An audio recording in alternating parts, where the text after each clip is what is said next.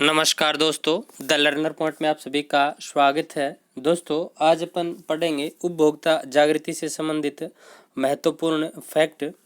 ये रीट और अन्य प्रतियोगी परीक्षाओं के लिए भी दोस्तों महत्वपूर्ण रहेगा। इसमें छठी 10वीं जितने भी क्लासों में दिया हुआ था इससे संबंधित मैटर, वो सारा दोस्तों बस 15 एक पॉइंट में इकट्ठा कर लिया है। तो ये 15 एक लाइन है दोस्तों, बस 2 से 3 मिनट का वीडियो है, आप देख लीजिए। एक प्रश्न आपको जरूर मिलेगा। देखिए, उपभोक्ता संरक्षण अधिनियम है, ये कब बना था? तो 24 दिसंबर 1986 को बना था उपभोक्ता संरक्षण अधिनियम। रीट 2011 या 12 में आया था ये प्रश्न, सीधा का सीधा। कब बना? तो 1986। एग्जिट डेट आपको याद रखनी है, 24 दिसंबर 1986। 24 दिसंबर को दोस्तों उपभोक्ता दिवस मनाया जाता है। तो ये चीज़ भी आपको ध्यान में रखनी है कि उपभोक्ता दिवस कब मनाया जाता है, तो 24 दिसंबर को मनाया जाता है। नेक्स्ट है, राजस्थान राज्य उपभोक्ता संरक्षण अधिनियम कब पारित हुआ? तो 1987 में हुआ। राजस्थान राज्य उपभोक्ता संरक्षण अधिनियम कब पारित हुआ? तो 1987 में हुआ। नेक्स्ट है, उपभोक्ता विवाद निवारण की व्यवस्था कितने स्तरों पर होती है? तो उपभोक्ता से संबंधित यदि विवाद हो जाए तो दोस्तों 3 स्तरों पर उसके निवारण से संबंधित व्यवस्था है, जिला स्तर, राज्य स्तर, राष्ट्रीय स्तर। अब अपन चर्चा करते हैं कि कितने रुपयों तक का मामला हो तो किस किस में जा सकते हैं। तो देखिए दोस्तों, 20 लाख तक की का मामला हो, यानी 20 लाख रुपए तक की शिकायत हो तो जिला मंच पर शिकायत करनी होगी, ठीक है। 20 लाख से अधिक और 1 करोड़ तक का मामला हो तो राज्य आयोग में जाना होगा। कहाँ जाना होगा? राज्य आयोग में जाना होगा। फिर 1 करोड़ से अधिक हो दोस्तों, यानी 1 करोड़ से अधिक का मामला हो तो राष्ट्रीय उपभोक्ता संरक्षण आयोग में जाना होगा। तो ये याद रखना, 20 लाख तक की शिकायत जिला मंच, 20 लाख से 1 करोड़ तक राज्य आयोग, और 1 करोड़ से अधिक का मामला हो तो राष्ट्रीय आयोग में जाया जाता है।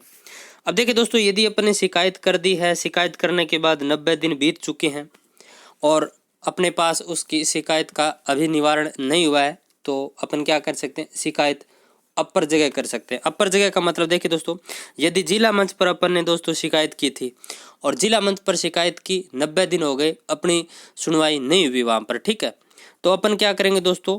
90 दिन के बाद 30 दिन, 90 दिन के बाद, 90 दिन में फैसला आ गया तो ठीक, नहीं आया तो 90 दिन के बाद में 30 दिनों के अंदर अंदर अपन अपर न्यायालय में जा सकते हैं। अपर में मतलब जैसे जिला वाला मामला है, वहाँ से अपना मतलब मामला सुनवाई नहीं हुई तो अपन राज्य स्तर पर जा सकते हैं, यानी राज्य उपभोक्ता संरक्षण में अपील कर सकते हैं। यदि राज्य स्तर से संबंधित मामला है तो अपन राष्ट्रीय स्तर पर कर सकते हैं, दिन 30 ही रहेंगे। यदि राष्ट्रीय स्तर का मामला है तो अपन उच्चतम न्यायालय में जा सकते हैं, ठीक है। नेक्स्ट देखिए दोस्तों, सर्वप्रथम फ्रांस ने गरीब निर्धन लोगों के लिए कानून बनाए जिससे विधिक संहिता सेवा सहायता विषय आंदोलन का उजागर हुआ। तो 1851 के अंदर दोस्तों फ्रांस पहला देश था जिसने गरीब निर्धन लोगों के लिए कानून बनाए थे। विधिक सेवा सहायता विषय आंदोलन का उजागर इसी कारण हुआ था। फिर देखिए दोस्तों, भारत ने 1980 में, ये भारत ने 1980 के अंदर दोस्तों